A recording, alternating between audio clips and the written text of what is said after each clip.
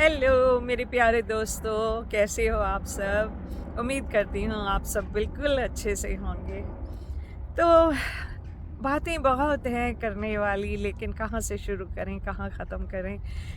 जैसे ज़िंदगी चलती रहती है, ऐसे ही जो वाक़या ज़िंदगी में होते हैं वो भी चलते रहते हैं, वो भी आते जाते रहते हैं।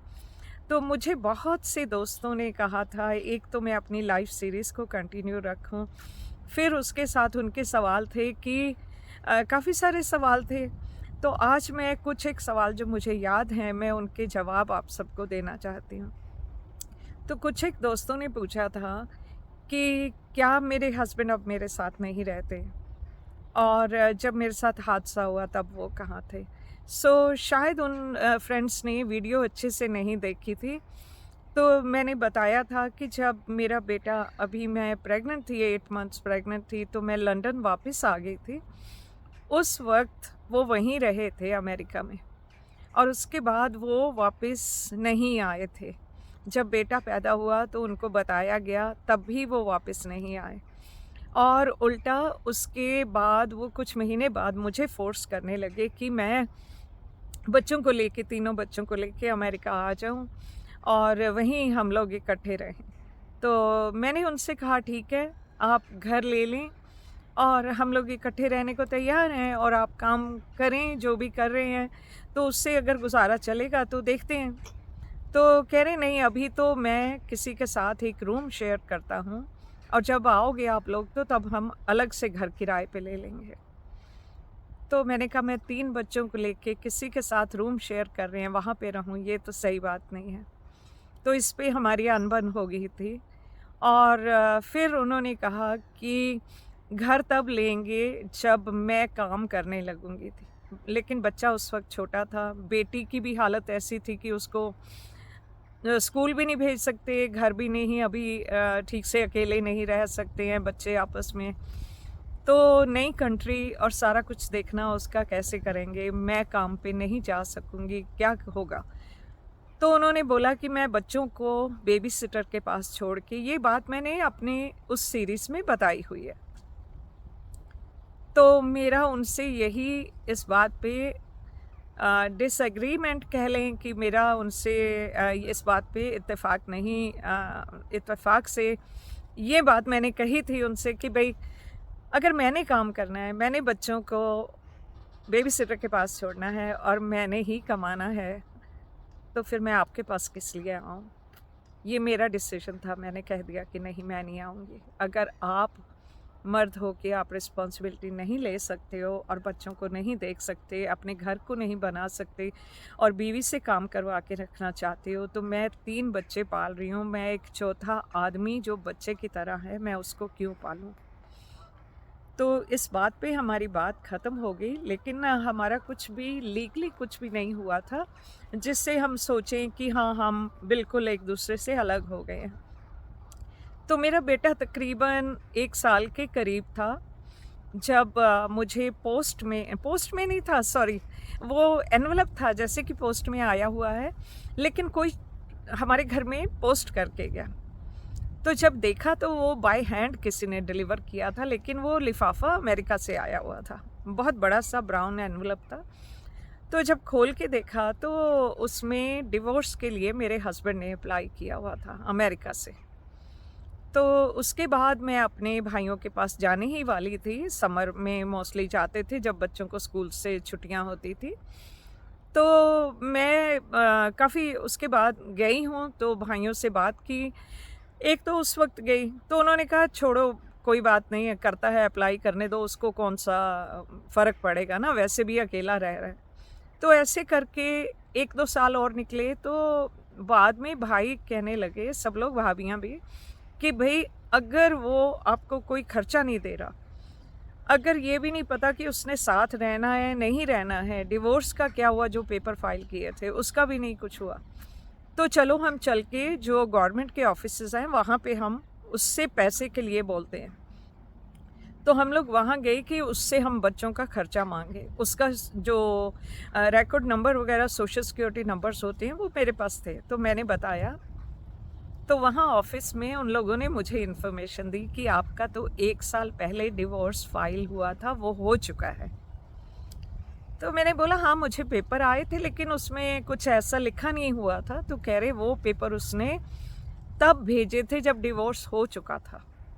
अगेन उसने गलत काम किया, उसको भेजने थे पेपर जब वो उसने कोर्ट में अप्लाई किया ताकि मैं उसके खिलाफ कुछ बोल सकूं। उसमें उसने मेरे 3 बच्चे अपने पास मांगे थे कोर्ट से कि वो बच्चे भी उसको मिल जाएं और वो मुझे डिवोर्स कर दे। लेकिन देखें, इंसान तो बहुत बुरा एक दूसरे के साथ करता है, लेकिन जो हमारा रब है वो सब कुछ देख रहा है। उसने मुझे खुद ब खुद ही फैसला पहले से मेरे हक में कर दिया था कि कोर्ट ने मेरे हस्बैंड से पूछा कि क्या आप बच्चों को खर्चा भेजते हैं? तो उसने कहा नहीं। क्या आप बच्चों को मिलते हैं या उनसे बात करते हैं? तो उसने बोला नहीं। तो कोर्ट ने कहा किस बेस पे तुम्हें बच्चे दें? बच्चे अगर माँ लुक आफ्टर कर रही है, उनका खर्चा वो कर रही है और तुम मिलने तक नहीं जाते, बात तक नहीं करते, तो किस हिम्मत से तुम बच्चों को मांग रहे हो? तो उसको बच्चे नहीं मिले थे। तो ये तो बात आपने पूछी थी। तो नेचुरली फिर उस वक्त हमारा डिवोर्स तो हो चुका था और हमारा राब्ता भी कभी नहीं था आपस में। तो इसलिए वो कभी भी मेरे साथ ज़िंदगी में जो भी बातें हुई उस वक्त वो साथ नहीं थे। और उसके बाद और क्या पूछा था आपने मेरे बड़े बेटे के बारे में? बड़ा बेटा मेरा जो है वो यहीं यूके के उसी में मैप में आता है, आयरलैंड जगह है। तो उसका जो ऑफ़िस है वहाँ से है, फेसबुक का ऑफ़िस, वहाँ से वो काम करता है। और उसने अमेरिकन औरत से शादी की हुई है। उनके माशाल्लाह 2 बच्चे हैं, तो 2 बेटे हैं उनके। और उसने बहुत छोटी उम्र में शादी कर ली थी। उनकी लव मैरिज थी, तो उन्होंने उस वक्त शादी कर ली थी। तो जब मैंने बताया था ना कि सीरीज़ में आप अगर देखें कि वो काम के लिए बहुत बड़ी कंपनी में पहले उसको बुलाया गया था, उसके बाद उसने गूगल में काम शुरू किया। ये तब की बात है, तब उसकी शादी हुई थी। और माशाल्लाह मेरे 2 बड़े पोते बहुत अच्छे, बहुत प्यारे, बहुत नाइस हैं और सभी फैमिली अच्छी हैं। और मेरा छोटा बेटा, उसकी शादी हुई थी, उसने भी यहीं यूरोप की लड़की से शादी की थी। अम, लेकिन उनकी एक बेटी हुई। बेटी उनकी माशाल्लाह अभी वो भी 4 साल की होने वाली है इस साल में। कुछ कर्म होते हैं अपने, नहीं बनी, क्या हो गया? जब मेरी भी मेरे हस्बैंड से नहीं बनी, क्या कर सकते हैं? तो उसकी वाइफ बच्चे को लेके मुझे उसने कहा कि मैं अपने नानी को मिले हुए मुझे बहुत 5 साल से ऊपर हो गया, मैं अपनी माँ को भी मिलना चाहती हूँ, जाके बच्चे को दिखाना चाहती हूँ। बच्ची उस वक्त 1 साल, सवा साल की थी। तो उसने बोला मैं जाके उनको मिलना चाहती हूँ। तो वो उनसे मिलने गई और वहाँ पहुँच के कहती है मुझे वापस नहीं आना। तो काफ़ी मेरे बेटे को इस बात का शौक लगा और वो डिप्रेशन में चला गया था, बहुत ज़्यादा डिप्रेशन हुआ। अभी उसकी थेरेपी वगैरह हो के वो ठीक है, बहुत ज़्यादा ठीक है। अब कोई दवाई डिप्रेशन की नहीं लेनी पड़ती, वो भी अल्लाह ताला का बहुत करम है कि वो ठीक है। लेकिन आज अचानक से उसकी तबीयत रात से इतनी बिगड़ी है, उसको वॉमिटिंग बहुत ज़्यादा वॉमिटिंग हो रही है। शायद यहाँ पे 2 दिन गर्मी बहुत पड़ी थी, उसकी वजह से हुआ है या क्या है, तो उसको बहुत ही ज़्यादा वॉमिटिंग हो रही थी। हॉस्पिटल फ़ोन किया कि एम्बुलेंस अगर आ जाए, क्योंकि मैंने जितना कर सकती थी मैंने फटाफट उसकी पूरी बॉडी स्पंज किया, साबुन लेके, टॉवल लेके, और उसको कपड़े चेंज करवाए क्योंकि उससे पसीना बहुत आ रहा था।